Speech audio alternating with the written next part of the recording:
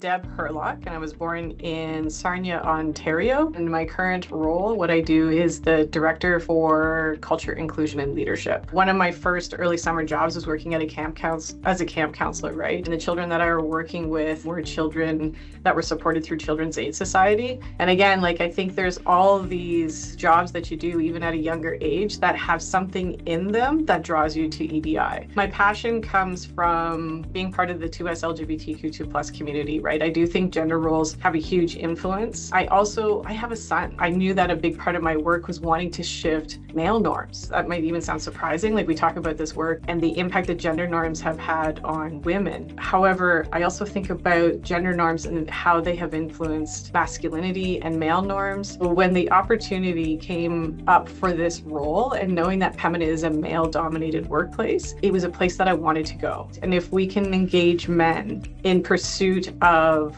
gender inclusion and gender equity for everyone, I just think that real change is possible. And I actually come from a family that worked in energy and gas their whole lives. And I remember my dad used to always say, because he worked for Esso, he was like, you should be an engineer and all these kinds of things. And I was like, no, I'm going to go this way.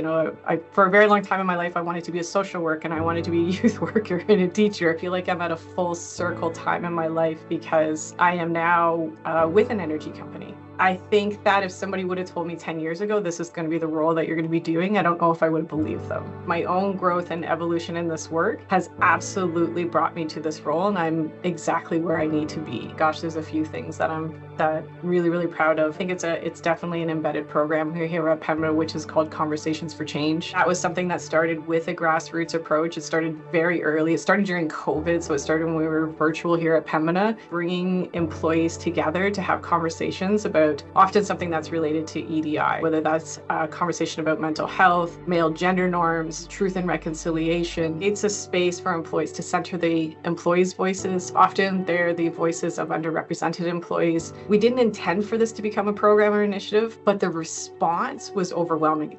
The mentors that have shaped me the most are the ones that encourage me and inspire me to be courageous and brave in this work. Because what I would love for the future of this industry is whoever you are, that you have a home in this space. Speaking of a sense of belonging and finding in places where you might not think you would fit, I love football and I find a sense of home in it and a sense of belonging. So I think that's why it surprises people when they're like, wait a second, you've been advocating for healthy forms of masculinity and disrupting masculinity your whole life, but yeah, you love football? And I was like, yes, I do.